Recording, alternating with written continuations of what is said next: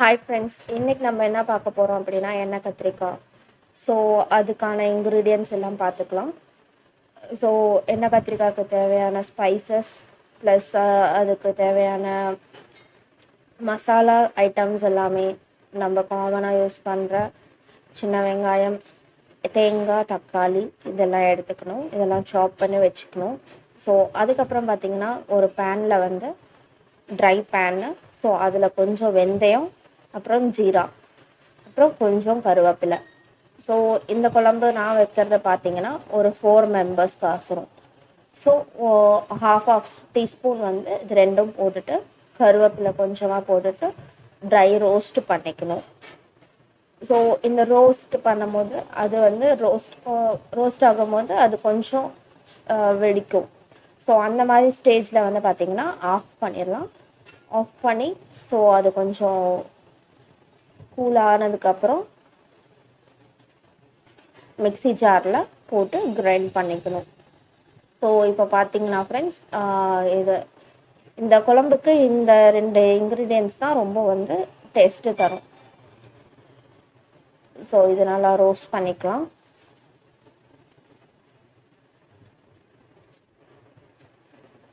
இப்போ ஆஃப் பண்ணிவிட்டு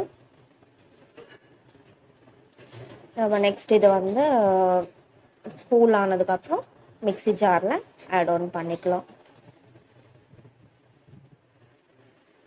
ஸோ 2 டைம்ஸாக பிரித்து கூட போட்டுக்கலாம், இல்லை ஒரே டைமாக கூட போட்டுக்கலாம். ஃபர்ஸ்ட் வந்து பார்த்திங்கன்னா தேங்காய், ஒரு அரை மூடி தேங்காய், 4 பேர்த்துக்கான இன்க்ரீடியன்ஸ் இது. அரை மூடி தேங்காய், ஒரு அரை பல் பூண்டு, ஒரு 10 பல் பூண்டு போட்டுக்கலாம். ஃபர்ஸ்ட் அது ரெண்டுமே போட்டு நல்லா கிரைண்ட் பண்ணிக்கணும்.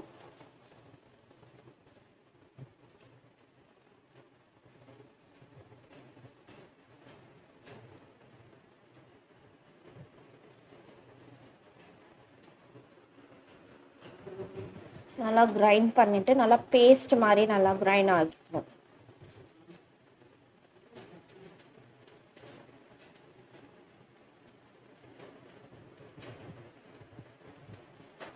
ஸோ கொஞ்சம் வாட்டர் ஆட் பண்ணி இன்னும் கொஞ்சம் நல்லா கிரைண்ட் ஆகணும். ஸோ அது ஒரு க்ரீமி கன்சிஸ்டன்சி மாதிரி வரணும், நல்லா பேஸ்ட்டாக மாறணும். நல்லா ஒரு ஹை ஸ்பீடில் வச்சு கிரைண்ட் பண்ணிவிட்டு நெக்ஸ்ட்டு அதுலேயே வந்து தக்காளி ஆட் பண்ணிக்கணும்.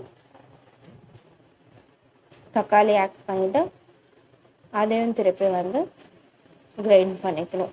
அதே தேங்காய் பூண்டு அதுலேயே சேர்த்து இதையும் கிரைண்ட் பண்ணிக்கணும்.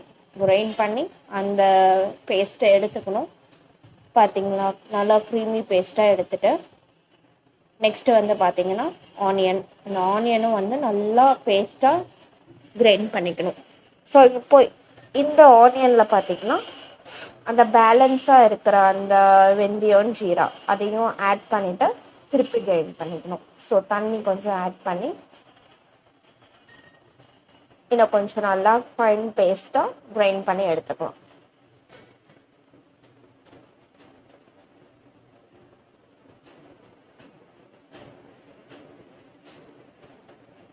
அதையும் வந்து அதே மசாலாவோட ஒரு பிளேட்டில் வந்து ரெண்டுமே வந்து ஆட் பண்ணிக்கலாம்.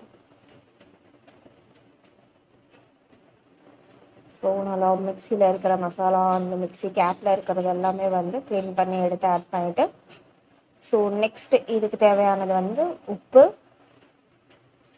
அப்புறம் மிளகாத்தூள், மல்லித்தூள், மஞ்சள் லைனாக ஆட் பண்ணிக்கலாம்.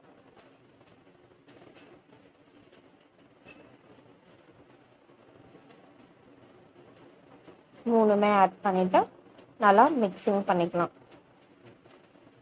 ஸோ என்னோட கை வச்சு மிக்ஸ் பண்ணுறான்னு சொல்லிட்டு நினைக்காதீங்க, கையில் மிக்ஸ் பண்ணும் போது தான் அதோட டேஸ்ட் வந்து நல்லாயிருக்கும் இன்னும். ஸோ இது எதுக்கு எப்படி மிக்ஸ் பண்ணுறோம் அப்படின்னா, இதை வந்து ஸ்டஃப் பண்ணணும். இந்த மசாலா வந்து அந்த கத்திரிக்காய்க்குள்ளார ஸ்டஃப் பண்ணணும். ஸ்டஃப் பண்ணி ஒரு 10 மினிட்ஸ் வந்து அதை நல்லா வந்து ஊறணும். ஊறினுச்சு அப்படின்னா கத்திரிக்காய்க்குள்ளார இந்த எசன்ஸ் எல்லாமே வந்து இறங்கியிருக்கும். ஸோ சாப்பிடும் போதும் அந்த மசாலாவோட சுவி நல்லா ஒரு ஜூஸியாக இருக்கும்.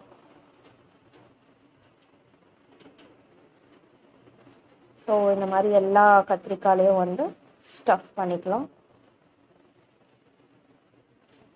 ஸோ ஒன் பை ஒன்னாக அப்படியே வந்து மிக்ஸ் பண்ணி கூட வைக்கலாம். பட் இந்த மாதிரி அந்த கத்திரிக்காய் ஒரு கத்திரிக்காயில் அந்த நடுவில் வந்து 4ஆக ஈக்குவல் பார்ட்டிஷன் பண்ணி அதுக்குள்ளார வந்து ஸ்டஃப் பண்ணும்போது பார்த்திங்கன்னா அதனால மசாலா உள்ளார ஃபுல்லாகவே வந்து இறங்கும். ஸோ அதுக்கோசரம் அப்படி வந்து ஸ்டஃப் பண்ணுறது.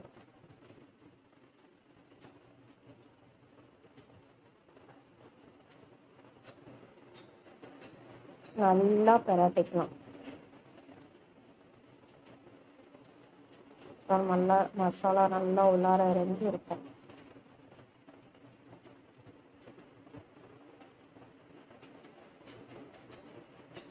இந்த மசாலா பார்த்தீங்கன்னா நான் இப்போ வச்சுருக்கிறது வந்து 4 மெம்பர்ஸ். இது வந்து பார்த்தீங்கன்னா மார்னிங் ஆஃப்டர்நூனும் நைட்டுக்கும் வச்சுக்கலாம். இந்த கிரேவி வந்து தோசைக்கும் சாப்பிட்லாம், இட்லிக்கும் நல்லாயிருக்கும், தோசைக்கும் நல்லாயிருக்கும், தென் சாப்பாட்டுக்கு செம்மையாக இருக்கும். தென் பேன் வச்சுக்கலாம். ஸோ ஆயில் பார்த்தீங்கன்னா ஒரு 100 to 50 ml வரைக்கும் ஆயில் ஆட் பண்ணிக்கலாம். ஆயில் எவ்வளோக்கு எவ்வளோ ஆட் பண்ணுறோம் அப்படின்னா அவ்வளோக்கு அவ்வளோ அதோட டேஸ்ட் வந்து இன்னும் நல்லாயிருக்கும். பிகாஸ் அந்த எண்ணெயிலேயே வந்து அந்த கத்திரிக்காய் வந்து வேகணும் நல்லா. ஃபர்ஸ்ட் வந்து ஆயில் ஆட் பண்ணி கருவேப்பிலை போட்டுக்கலாம். தென் அதில் வந்து கொஞ்சம்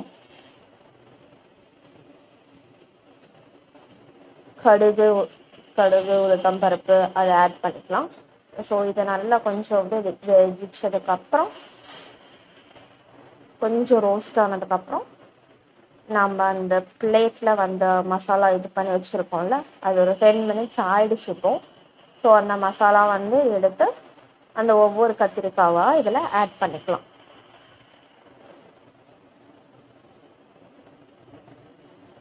ஆட் பண்ணும் போதே அந்த ஸ்மெல் வந்து சூப்பராக இருக்கும். ஸோ நீங்கள் ட்ரை பண்ணி பாருங்கள்.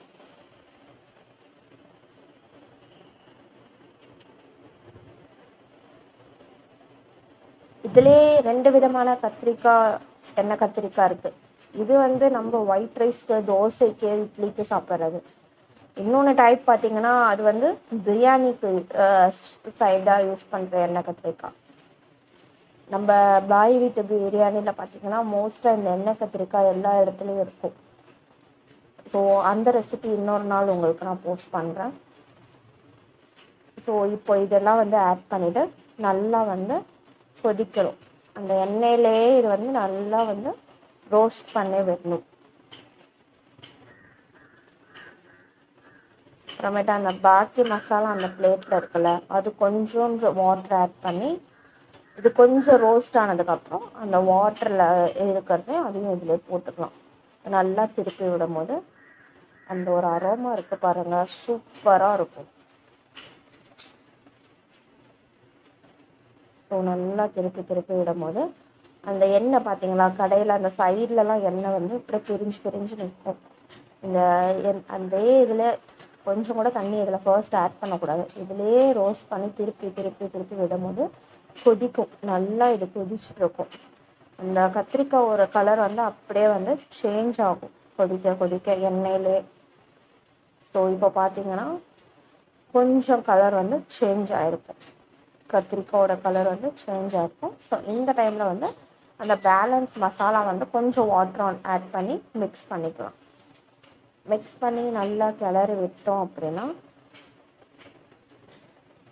எங்கள் வீட்டில் ஆயில் அவ்வளோக்கா எடுத்துக்க மாட்டாங்க ஃப்ரெண்ட்ஸ். ஸோ அதனால நான் கம்மியாக ஆட் பண்ணியிருக்கேன். நீங்கள் வந்து வேணும்னா இன்னும் கொஞ்சம் ஆயில் கூட ஆட் பண்ணிவிட்டு நல்லா வந்து விரட்டி விட்டுக்கலாம். தென் அதுக்கப்புறம் இதுக்கு இன்னொரு இன்க்ரீடியன்ஸ் என்னென்னா புளி. நல்லா ஒரு எலுமிச்சைப்பழம் அளவு சைஸில் புளி வந்து ஊற வச்சுருங்க. அது இப்போ வந்து நல்லா வந்து அந்த புளிஞ்சி அந்த புளியோட எசன்ஸையும் ஆட் பண்ணிக்கோங்க. நல்லா கொதி வரும்போது நீங்கள் பார்த்தீங்கன்னாவே தெரியும் நல்லா கொதிக்கிறது. தென் அதோட கலரும் மாறுது பாருங்கள். கத்திரிக்காயோட கலரும். ஸோ நல்லா இந்த மாதிரி கொதிக்கணும். இந்த டைமில் வந்து இந்த புளியோட புளிக்கரைசல் ஊற்றிக்கலாம்.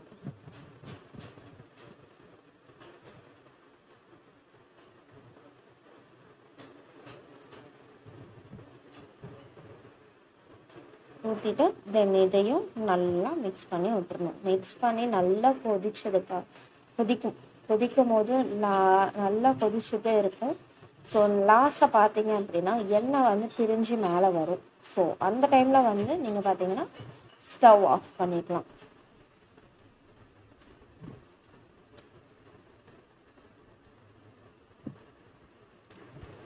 ஸோ இப்போ பார்த்தீங்கன்னா தெரியும் எண்ணெய் வந்து நல்லா பிரிஞ்சு நிற்கும். சைடில் வந்து கடையில் சைடில் பாருங்கள் எண்ணெய்லாம் வந்து எவ்வளோ பிரிஞ்சு நிற்குது அப்படின்ட்டு. ஸோ நம்மளோட எண்ணெய் கத்திரிக்காய் இப்போ ரெடி.